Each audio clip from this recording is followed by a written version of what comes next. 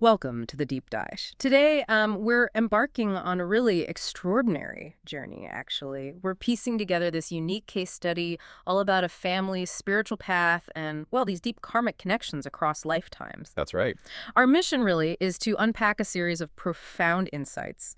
These came originally from Paraloke News, think of them as spiritual updates from other realms, and then a detailed case study from the Anuban Fun Naifan Wataya School. Which focuses on inner wisdom, yeah. Exactly, and they're presented almost like a spiritual fairy tale by teacher Mei Yai, who's a very revered guide. Indeed, and what's so fascinating here, I think, is how these stories reveal this really intricate tapestry of life, death, rebirth, and the immense power of merits people accumulate. Right. We'll start by looking at the incredible transformation of a celestial being, and then we'll dive into the very personal journey of, well, your own family, connecting the dots between past, present, future, and uncovering these deep spiritual bonds tying everyone together. Okay, sounds great. Let's unpack this incredible story. It's titled, You Are Like the Moon Among the Stars. So we'll start up in the celestial realms and then, like you said, bring it back down to Earth. Literally. So our deep dive begins with that Paraloke News bit, focusing on a new celestial being.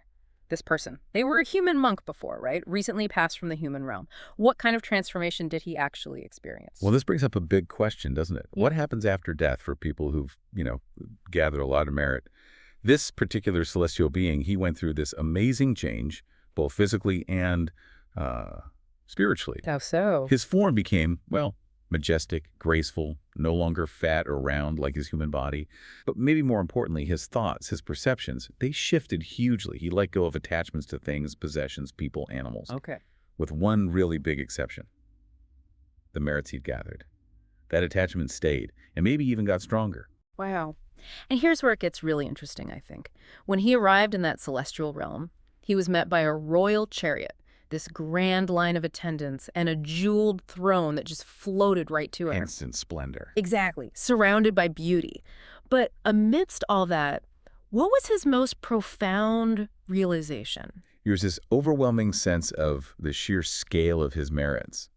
He saw the stories teacher Mei told on Earth about merit as just like dust on a fingernail compared to the dust in the universe, which represented his actual merits. That's a huge difference. It is. And it led him to this almost human thought, a regret, actually. He wished he hadn't died quite so soon. He wanted more time to make even more merits now that he'd seen the incredible results. So what does that tell us? I mean, this isn't just a story, right? It feels like a glimpse into the direct rewards of a life spent making merit. But even in that state of bliss, he still had a very down-to-earth concern. Absolutely. He used his divine eye, this newfound ability, to look for his mother's celestial palace. He found it. Beautiful, located in Dusitbury Phase 2, which is this sort of higher celestial realm. And incredibly, it was right next door to his own palace. No way. Yeah, and that brought him huge relief, peace of mind. Shows that even up there, those family bonds, that affection, it's still there. And he didn't just stop there, did he? He had future plans, even in the celestial realm. Right. He wanted to pay respects to the great ascetic celestial being and join the mission to cleanse defilements and battle Mara, the embodiment of negativity, basically. So an ongoing commitment, even beyond the immediate rewards. Exactly. A continuing spiritual drive. Okay, now let's bridge this. Let's connect these celestial insights to your own family's incredible journey back here on Earth. Your story starts with your hardworking Chinese family, right? Coming from China, settling in Pathumthani, then growing the business down in Wakuyaburi, Prachwap Kirikan. Yeah, and this part really highlights, I think, the impact of hard work, but also generosity. Your father built up this hugely profitable castor bean business, became a well-known millionaire. A castor bean millionaire, yeah. But then his kindness, well, it led to a major shift. Right. He generously lent money to villagers, but the story says it just wasn't ever paid back. Sadly, no. And that led to a complete change. From castor bean millionaire to selling guajab and desserts. Right. And there's this charming detail in the source. It says you came to be born into this family specifically because you loved guajab and desserts. Ah, a sweet connection. Isn't it? And by just 13, you were already helping out. Described as humble, well-liked, selling out every day. It makes you wonder, how do these early experiences, the ups and the downs, shape your path?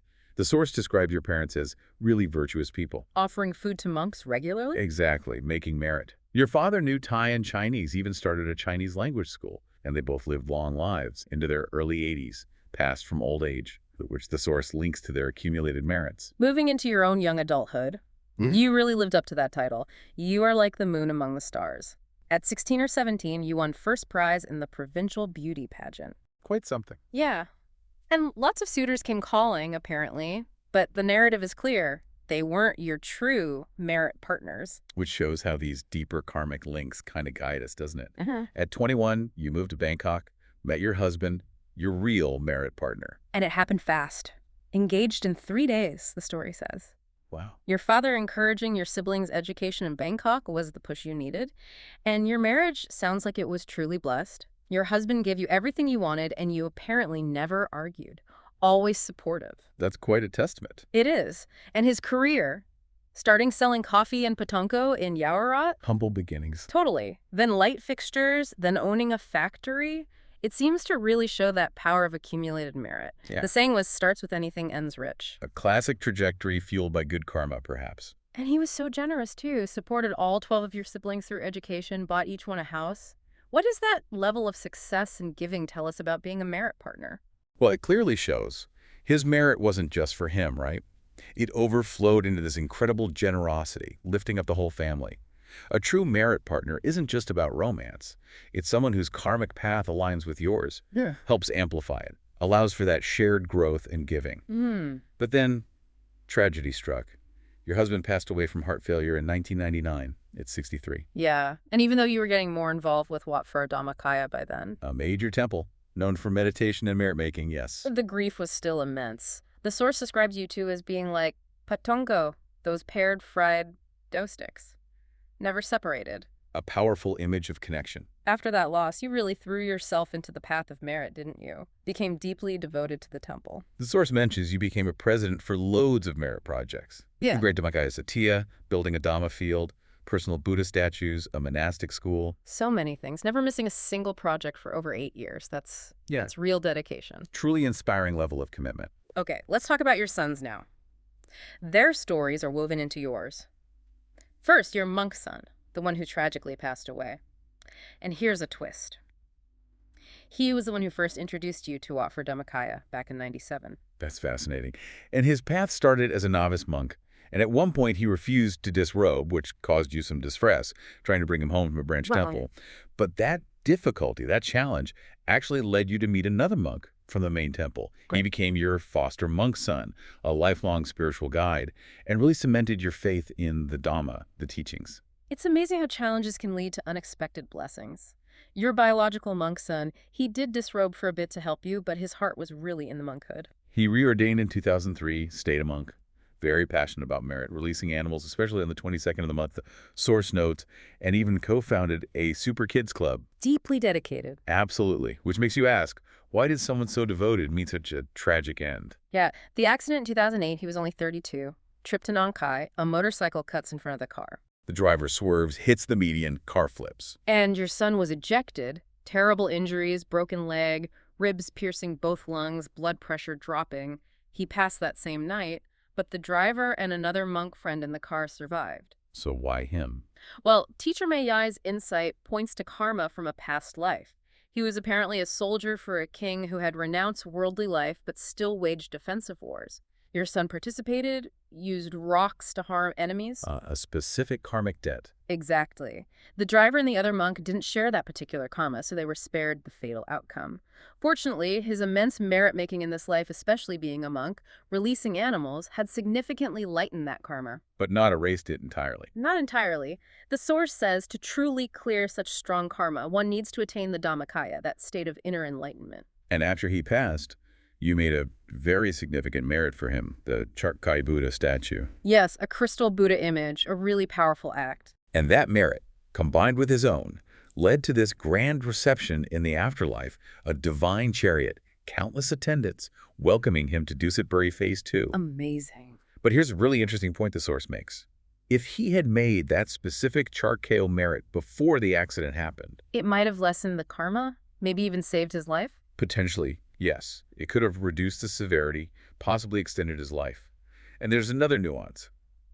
Even as a subtle body, Being present when you made the merit for him gave him more benefit than just dedicating it from afar. So presence matters, even after death. It seems so, though slightly less benefit than if he'd initiated it himself while alive, but still significant. Okay, now let's turn to your foster monk son. His life story is also quite dramatic. Incredibly tough childhood. Orphan young, forced labor on a rubber plantation from 4 a.m., beatings, sleeping alone in scary conditions for years. It's awful. Why such hardship? Again, karma.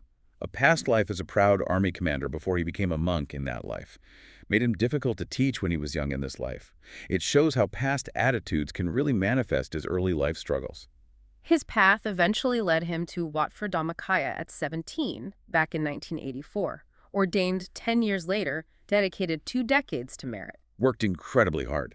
The source mentions him vomiting blood once during temple duties, but still pushing through, rallying people to fund a Buddha hall, getting 40 pillars sponsored in under a week. Wow, that dedication didn't go unnoticed. No, it caught the attention of Luang Por himself, the head abbot, allowed him to speak for the temple without needing an audition.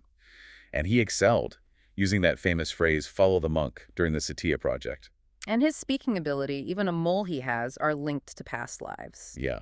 Past life as a Dhamma preacher and an inspiring soldier, it shows how talents, even physical marks, can be these karmic echoes. What about the near-drowning incidents? That's karma from torturing enemies by holding their heads underwater in a past life. Yeah. But he always survived. What? Because in that same past life, he realized it was wrong, did a lot of merit, and specifically prayed to be protected from that kind of payback.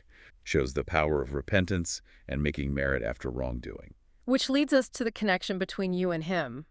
It's deep, isn't it? Very deep. In a past life, you were his lay supporter, like a foster mother to him then, too. And even further back, in a previous Buddha era, you were actually mother and son. That explains the strong bond, the familiarity, the mutual support now. Exactly. These connections run lifetimes deep. So let's pull all these threads together. What's the big picture for your family? The afterlife situation for your parents and husband sounds quite comforting. Oh, absolutely. Your father, mother, husband, all handsome celestial beings now in Dusitburi Phase 2, magnificent golden palaces right next to each other. That's wonderful. And your continuous merit-making, dedicating it to them, has made their divine treasures even more brilliant, their radiance brighter. They're essentially young, beautiful, reunited in bliss up there. It really underlines the power of family bonds and shared merit crossing lifetimes. Okay, back to your current life. Your marriage was so happy, comfortable, but now, at 59, you're facing these heavy business burdens. Why the shift, especially with all that merit? That's a really important question, isn't it? Why does struggle sometimes follow happiness, even for dedicated people? Your past happiness definitely fueled by your merit-making, but the current business stress. The source points to something specific. A lack of inviting others to do good. Meaning you tended to make merit mostly by yourself, rather than actively encouraging, enabling, inviting others to join in. And the karmic result of that is a shortage of good, trustworthy people to help you now with your business. So it's not just about doing good yourself, but bringing others along. Exactly. That act of inspiring and facilitating merit in others builds the supportive community, the reliable help you need around you. It prevents that feeling of isolation and struggle, according to this teaching. So the way forward is pretty clear then. Seems so. The advice is, constantly recall all the merit you've done. Make strong intentions. Pray for good, capable people to come help.